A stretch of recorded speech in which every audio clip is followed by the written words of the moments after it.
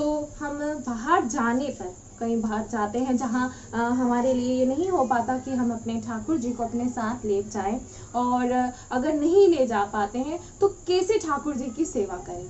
तो सर्वप्रथम जिनका ये प्रश्न है, तो हमें सच्ची में ऐसे प्रश्न सुनकर बहुत ही अच्छा लगता है कि आप सभी में इतना भाव है कि आप कहीं भी अगर जाते हैं तो आपके मन में चिंतन रहता है ठाकुर जी के लिए। ये तो सबसे बड़ी बात है कि कहीं जाने से पहले आपके मन में ये चिंतन आ रहा है और आपको ऐसा लगता है कि हम अपने ठाकुर जी की सेवा कैसे करें। तो यकीन मानिए आपका कितना सुंदर भजन है, आपका कितना सुंदर भाव है। ऐसा भाव सुनकर जो ये हृदय है, सच्ची में बहुत ही अच्छा लगता है। तो आप सभी को एक बात हम ये जरूर बताना चाहेंगे, जो सबसे बड़ी सेवा होती है, सबसे बड़ी सेवा होती है मानसी सेवा। मानसी सेवा कैसे? कभी देखिए ऐसा तो नहीं होता कि जितने भी सभी जो ठाकुर जी की सेवा कर रहे हैं उन सबके पास साधन है, सबके पास साधन नहीं होते, ऐसा तो नहीं होता। कहीं ना कहीं किसी का ऐसा भाव होता है कि वो अपने ठाकुर जी के लिए कहीं सुंदर सी पोशाक देख लेता है तो उसका मन करता है कि मैं ऐसी ही सुंदर सी पोशाक अपने ठाकुर जी को पहनाऊं, लेकिन होता क्या है, वो नहीं ले पाते क्योंकि साधन नहीं हो पाते। लेकिन आप सभी को एक बात जरूर समझाना चाहेंगे, अगर आपके मन में ऐसा विचार आ भी जाए कि जो ये सुंदर सी पोशाक आप देख रहे हैं, या सुंदर सी कोई छवि आपने देखी है, या कुछ भी सुंदर सा सजावट के लिए अपने ठाकुर जी के लिए देखा है, और आपके मन में ऐसा भाव आ जाए कि मुझे ऐसा अपने ठाकुर जी के लिए ले जाना चाहिए, मुझे ऐसा अपनी श्री जी के लिए ले जाना चाहिए, तो यकीन मानिए उसी समय आपका वो जो भोग है, जो ठाकुर जी हैं, उसे उसी समय पा लेते हैं। क्यों पा लेते हैं? क्योंकि आपने मानसिक, आपने बड़े ही भाव से चाहा, और वो आपका जो चाहा है, आपका जो वो भोग है, चाहे वो कोई भी वस्तु अगर आपने मानसिक रूप से स्वीकार करी है तो ठाकुर जी उसे अपना लेते हैं। इसलिए कभी ऐसा मत सोचिएगा कि हमारे पास साधन नहीं है तो हम कैसे ठाकुर जी को रिझाएं, हम कैसे 56 भोग लगाएं। नहीं, ऐसा कुछ नहीं। चाहे आप कैसा भी पा रहे हैं, लेकिन आप बड़े ही भाव से, बड़े ही प्रेम से अपने इन प्रिया प्रीतम को पवाते हैं, वो बड़े ही प्रसन्नता से पा लेते हैं। वो ये नहीं देखते कि कोई 56 भोग उनके समीप रखा है, 56 भोग उनको प्रसाद लगाया गया है। नहीं, वो सच्ची में ये नहीं देखते। वो तो केवल एकमात्र देखते हैं कि जो ये मेरा भक्त है, इसने बड़े ही प्रेम से ये मुझे पवाया है। और बस जिनके भीतर ऐसा भाव आ जाए, जिनके भीतर ऐसी कामना आ जाए कि हर कोई चेष्टा मैं करूं, मैं कुछ भी करूं तो वो मेरे को किसको प्रसन्न करने के लिए, अपने श्री जी और अपने ठाकुर जी को प्रसन्न करने के लिए करूं, तो यकीन मानिए वो सबसे बड़ा भजन होता है, वो सबसे बड़ी सेवा होती है। और कभी अपने भीतर ऐसा मत लाइएगा कि हम ऐसा नहीं ला पाते, हम ऐसा नहीं कर पाते, नहीं।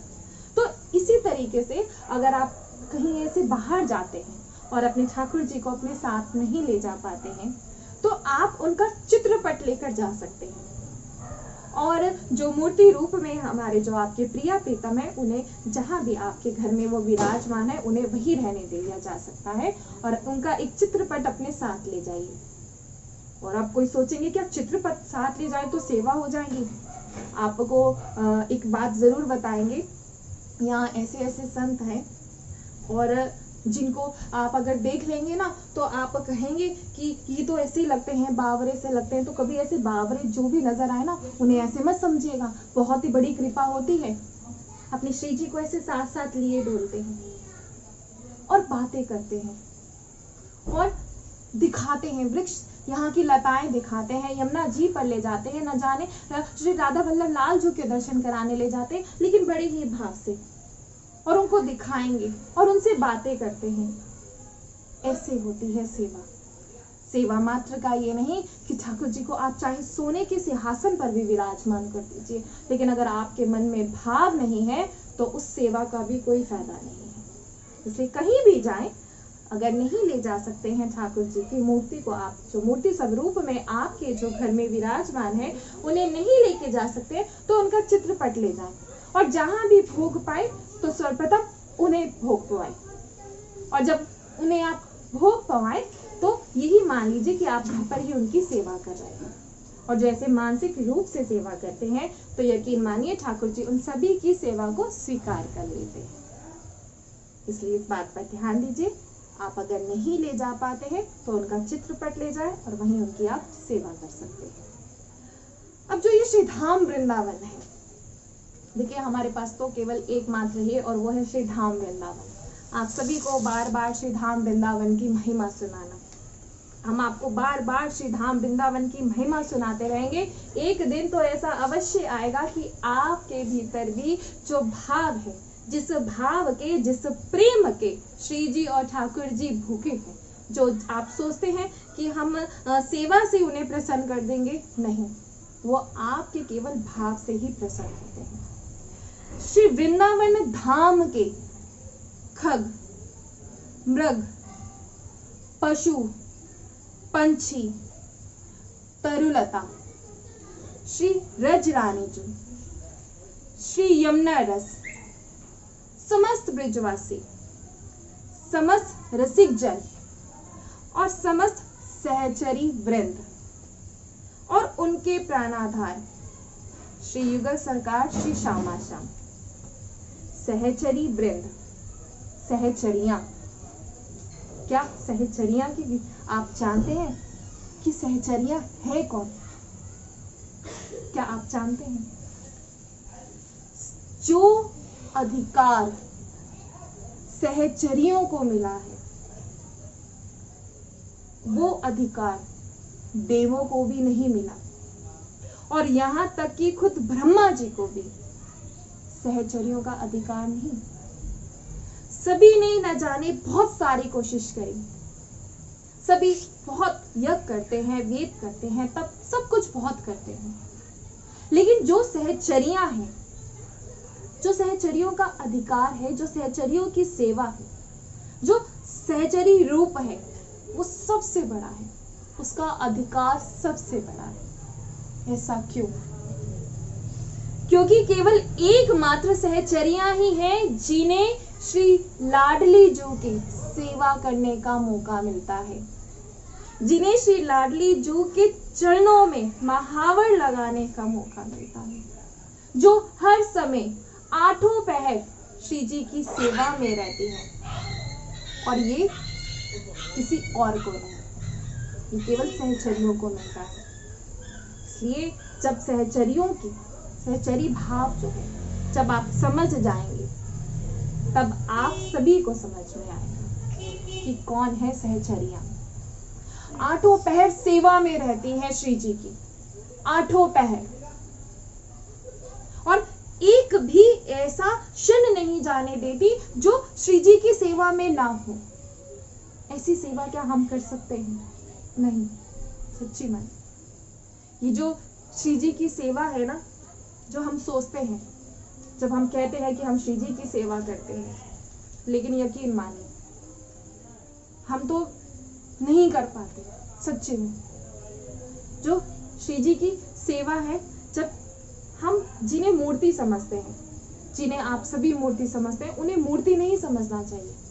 वो मूर्ति नहीं है, वो छमिया नहीं है। आपके पास जितनी भी आप सेवा कर रहे हैं, वो साक्षात आपके प्रिया प्रीतम आपके समीप है, और इसी भाव से आपको सेवा करनी चाहिए। और चाहे कोई कितना भी विषयों में डूबा हुआ क्यों ना हो, विषयी पुरुष जिसे कहा जाता है, जो कितना भी विषयों में क्यों ना डूबा हो, इस उताल तरंगों की लपेट आने पर निश्चय ही उसे डूबना होगा। कितना भी विषयी पुरुष, कितने भी विषयी जीव, कितने भी विषयों का भोग क्यों ना करते हो, लेकिन जब ये उताल तरंगे आएंगी तब उसको डूबना ही होगा। हम ऐसे महाप्रेम समुद्रों के करीब ला दिए गए हैं, अब डूबने में संचय नहीं है। अब आप समीप आ गए हैं ना, तो आपके डूबने का कोई इसमें कोई संचय नहीं कि आप डूबोगे या नहीं। यहाँ बचा नहीं जाता, यहाँ तो डुबोया जाता है, और जो एक बार डूब जाता है वो यहाँ से निकल नहीं पाता। वृंदावन के अद्भुत रास विलास में मगन श्री श्यामा श्याम के चरणों की अनुरागी भावना भी कर सके हमारा ऐसा सामर्थ्य कहाँ। यकीन मानिए, आप सोचें कि हम आप सभी से बार बार कहते हैं, आप सोचें कि आप धाम आ रहे हैं, आप भजन कर रहे हैं, नहीं, हमारा कोई सामर्थ्य नहीं है।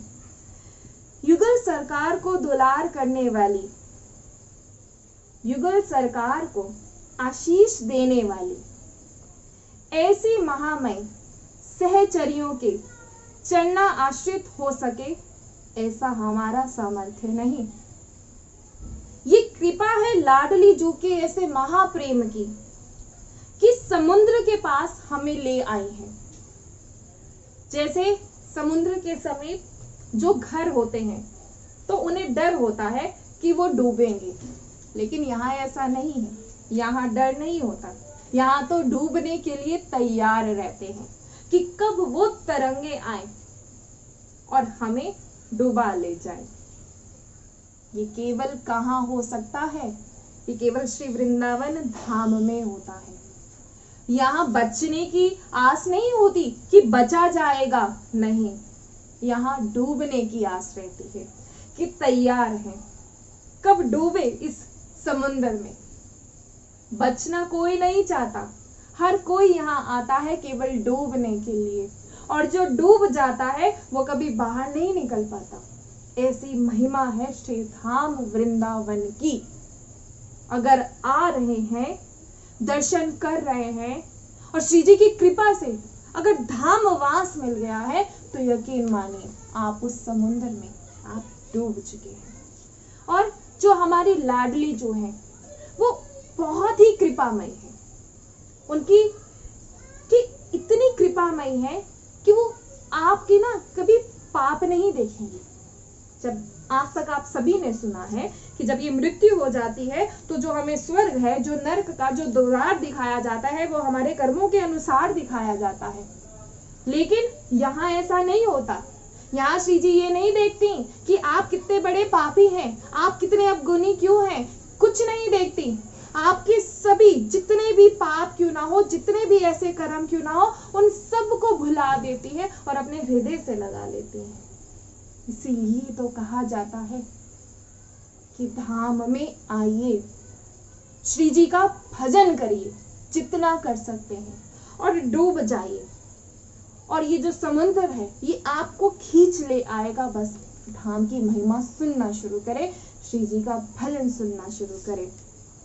अगर वो हमारी तरफ देखे, हमारी लाडली जो हमारी तरफ देखे, तो कभी भी इस रस की बात तो जाने दो। जो ये शुभ और अशुभ के दलदल में हम फंसे रहते हैं, बहुत ही देखा जाता है, जो जीव है वो फंसा रहता है इस शुभ और अशुभ में, कि जो ये दलदल है अशुभ और शुभ का, कि कुछ भी अगर ऐसा कार्य हो, न जाने किस में, कितने ऐसे में हम फंसे रहते हैं। सुना जाता है कि आज ऐसा नहीं करेंगे, आज ये वार है या कुछ ऐसा है। इन सभी के शुभ और अशुभ में फंसे रहते हैं कि इस आप न जाने कितने। लेकिन हम यकीन मानिए, अगर हम यहाँ एक बार आ जाएं तो हम इस दलदल से ना कभी छूट नहीं पाएंगे। इन शुभ और अशुभों की बात छोड़िए, इस शुभ और अशुभ के दलदल को छोड़कर जो ये प्रेम रूप का दलदल है, जहां एक बार फंस जाओ और जितने भी हाथ पैर चलाए जाएं तो उसमें हम और भी ज्यादा फंसे चले जाते हैं। यानी जितना भी हम भजन करें हम उतना ही फंसे जाते जाएंगे। और इस फंसने को फंसना नहीं कहते, इसे कहते हैं कृपा।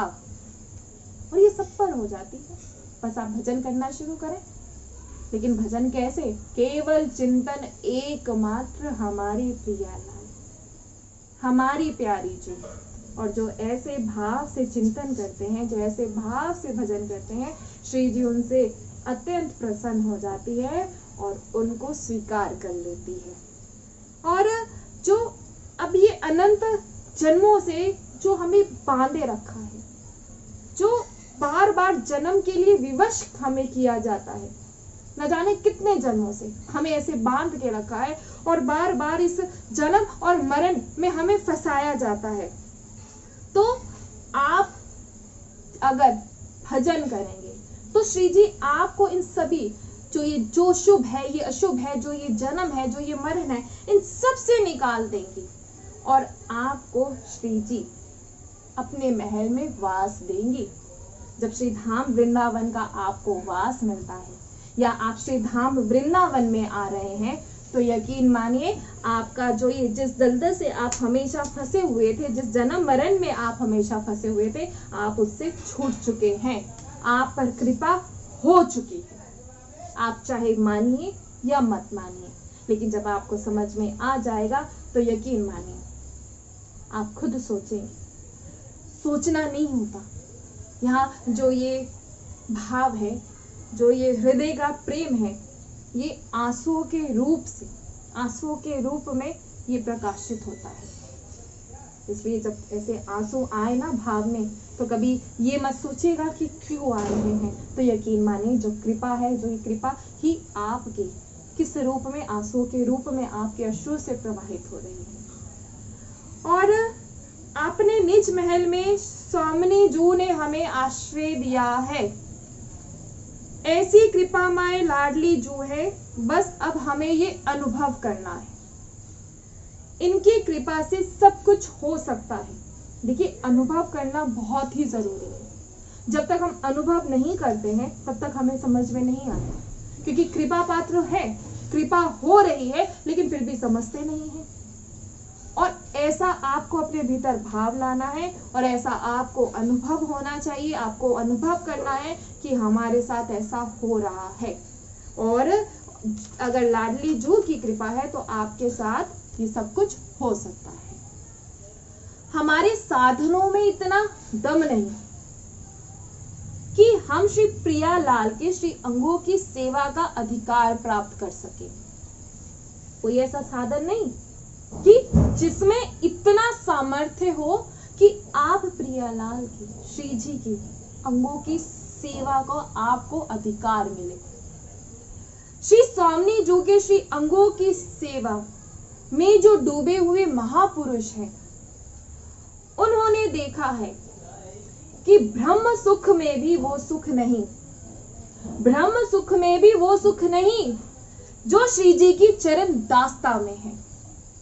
चाहे आपको कोई भी ब्रह्म सुख मिल जाए, चाहे आपके पास कितने भी साधन क्यों ना हो, लेकिन उसमें वो सुख नहीं जो सुख श्री जी की चरणों की दास्ता से है।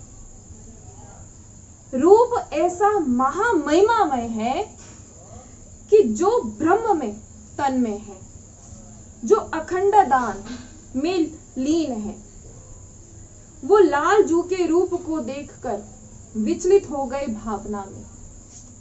खुद ब्रह्मा जी, जिन्हें सृष्टि का रचयिता कहा जाता है, वो भी इनके रूप को देखकर खुद अपने आप को, जैसे कहते हैं ना कि अपने मन में जब आप ठाकुर जी के जब दर्शन करते हैं तो यकीन मानिए हम तो कैसे जीव हैं, हम तो अवगुणी हैं, हम तो घोर पापी जिसे कहते हैं। जब हम देखकर, हम उनके रूप को देखकर हम मोहित हो जाते हैं, तो हमारे मोहित होने से क्या, आप ये देखिए खुद ब्रह्मा जी भी ऐसे मोहित हो जाते हैं। इन नटवर ब्रज नंदन की रूप माधुरी ने ब्रह्मन बोध संपन्न भाव महापुरुष परमहंसाचार्य श्री सुखदेव जी के चित्त को ब्रह्म सुख से आकर्षित करके अपने रूप के अधीन कर लिया। और जो ऐसे महामहिमामय अनंत अनंत सौंदर्य माधुरी के समुद्र श्री हरि को अपने अधीन किए हुए हैं। किसने अधीन किया हुआ है श्री हरि को? हमारी श्री जी ने। ये उनका महल है। श्री धाम वृंदावन श्री जी का निज महल है। इसीलिए तो कहा जाता है कि आप जब धाम वास करते हैं तो इसका मतलब समझिए, इसकी विशेषता समझिए। धाम वास का मतलब है कि आप श्री जी के निज महल में रह रहे हैं, आप श्री जी के निज जन हैं। तो ये कृपा नहीं तो और क्या है? और ये होता है केवल कृपा से। बिना कृपा से ऐसा कतई नहीं हो सकता।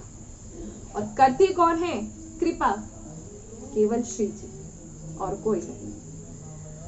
हम ऐसे श्री श्याम जो के दासी बनना चाहते हैं, उनकी सहचरी बनना चाहते हैं। ऐसा हमें हमेशा क्या प्रार्थना करनी चाहिए कि हम अपने श्यामा जो के दासी बने। हम कौन बने? हम सहचरियां बने। और अगर सहचरियों की अगर तुलना की जाए तो कोई नहीं है, किसी से भी सहचरियों की तुलना नहीं की जा सकती। तो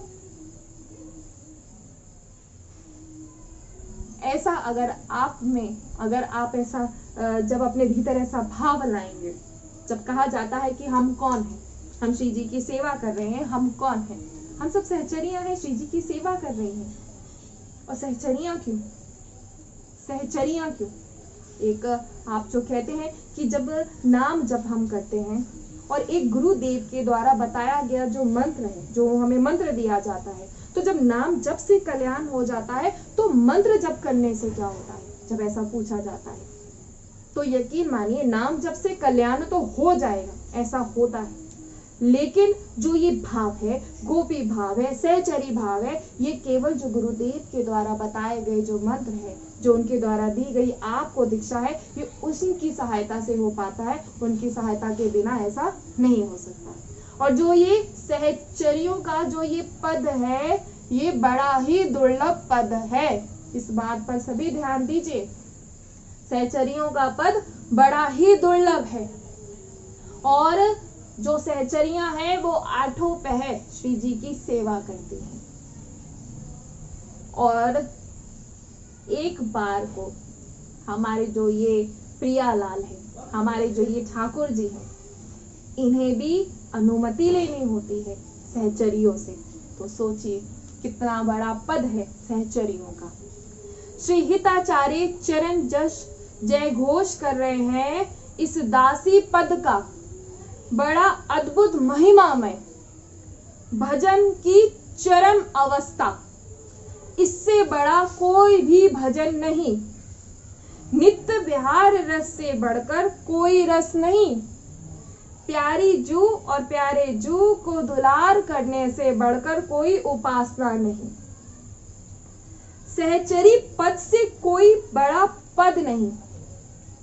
सहचरी भाव से बड़ा कोई भाव नहीं। जिनके आगे भगवान शब्द लगता है, जो ईश्वर है, जो वास्तविक ईश्वर कोटि के महापुरुष हैं, ये कोई भक्त नहीं है, कोई योगी नहीं है। ये योगेंद्र मोनेंद्र के गुरु हैं। ये साक्षात भगवत स्वरूप है। ऐसे महापुरुषों के लिए श्री हित आचार्य चरण कह रहे हैं कि ये भी राधा सहचरी भाव की कल्पना भी नहीं कर सकते, भावना भी नहीं कर सकते। तो सोचिए कि जो खुद जिनको ईश्वर कहा जा रहा है, तो जो हमारे हिताचार्य जी हैं वो कहते हैं कि जो खुद ईश्वर की कोटि के हैं, उनको भी ये भाव नहीं मिलता, उनको भी नहीं मिलता। ठाकुर जी की, श्री जी की सेवा करना उनको नहीं मिलता। और सहचरी भाव से बड़ा कोई पद ही नहीं है। सबसे बड़ा पद कौन सा है? और वो है सहचरी भाव। ये सबसे बड़ा पद है। जहां कहीं भी, किसी की भी, कहीं भी कोई शोभा संपत्ति है तो इनके कटाक्ष से है। जिनका नाम महामहिमा है, श्री लक्ष्मी जी, जहां त्रिभुवन में, लोकांतर में कहीं भी शोभा है, संपत्ति है, उसकी अधिकारिणी है श्री श्री श्री जी। श्री लक्ष्मी जी महामहिमा में हुई हैं। श्री लक्ष्मी जी, जिनकी आप सभी, हम सभी, जो कि लक्ष्मी जी भी, जैसा आप जानते हैं, जो हमेशा श्री हरि के हस्त कमल, जो श्री जी हमेशा श्री हरि के साथ विराजमान रहती हैं, जो उनमें हमेशा उनके चरणों की सेवा करती रहती हैं और उनको दुलार करती हैं। लक्ष्मी जी भी श्री किशोरी जू के सहचरी भाव की कल्पना भी नहीं कर सकती। स्वयं लक्ष्मी जी भी किशोरी जी के जो सहचरी भाव है, उनकी कल्पना नहीं कर सकती। भगवान शंकर, अब यहाँ बात हुई लक्ष्मी जी की, भगवान शंकर परम वैष्णवाचार्य, रास दर्शन कराने का अधिकार जिनको है, किशोरी किशोर की लीला को देखने का अधिकार जिनको है, गोपी भाव से महारास में प्रवेश हुए जो, वो भी भावना नहीं कर सकते ऐसे किशोरी जू के सहचरी भाव की। तो आप सोचिए, इस दास्य भाव की अगर हम बहुत समर्पित भाव से सुनेंगे वृंदावन रज रानी के, तब हम समझ पाएंगे कि जो ये रज रानी के प्रति, जो हमारी ये जो ब्रज हमारी रज रानी है, जब हम समर्पित हो जाएंगे तभी हमें समझ में आएगा। और ये रज रानी आपको सुनाएंगी, आपको समझाएंगी कि क्या है सहचरी भाव। कहीं भी किसी भी शास्त्र में, किसी भी पुराण में, किसी भी रस ग्रंथ में ऐसा आपको सुनने के लिए नहीं मिलेगा। चाहे देख लीजिए आप कोई भी, आप कोई भी शास्त्र, कोई भी पुराण, कहीं आपको इस रस के बारे में नहीं मिलेगा, आपको सुनने के लिए नहीं मिलेगा।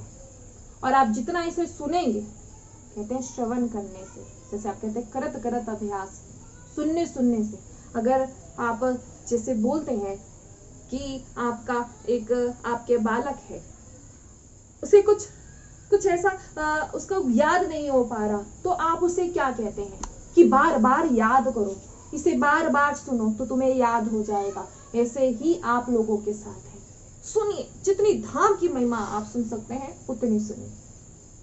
जितना रज रानी, इस ब्रज की रज रानी है, श्री यमुना जी है रस रानी, और जो ये रज है ये है ब्रज रज रानी। जब तक इनका भाव आप अपने भीतर नहीं लाएंगे, जब तक इनको नहीं समझ पाएंगे, तो आपके भीतर ये कहीं से भी भाव नहीं आ सकता। रजरानी का सेवन करें जितना आप कर सकते हैं, और बार बार करने से यकीन मानिए, क्या ऐसा करने से, रजरानी का सेवन करने से, इस ब्रज रज का तिलक लगाने से क्या हमारे भीतर भाव आ जाता है? तो यकीन मानिए सच्ची में आ जाता है। जब तक इस मस्तक पर ये तिलक नहीं होता, यकीन मानिए, जैसे ही इस मस्तक पर ये तिलक आ जाता है ना, तो ना जाने कहां से प्रेम आ जाता है। इसलिए जब आप कहते हैं कि कैसे तिलक लगाता, आपको बहुत से ऐसे जब आते हैं तो कहा जाता है कि जो तिलक है, आपका जो तिलक है वो बहुत अच्छा लगता है, या ये तिलक लगाते हैं तो क्यों लगाया जाता है? तो इसकी विशेषता ही यही है कि क्यों लगाया जाता है कि जब ये हम तिलक लगाते हैं, जब इस ब्रज रज का हम तिलक लगाते हैं, तो बड़ा ही प्रेम हमारे हृदय में आ जाता है। इसलिए आप सभी को समझाया जाता है कि जितना ब्रज रानी का आप सेवन कर सकते हैं उतना करें, श्री धाम वृंदावन की महिमा का श्रवण आप जितना कर सकते हैं उतना करें। यकीन मानिए एक दिन ऐसा अवश्य आएगा कि आप पर भी कृपा हो जाएगी। और ये सहचरी भाव कल हम आप सभी को फिर सुनाएंगे, क्योंकि देखिए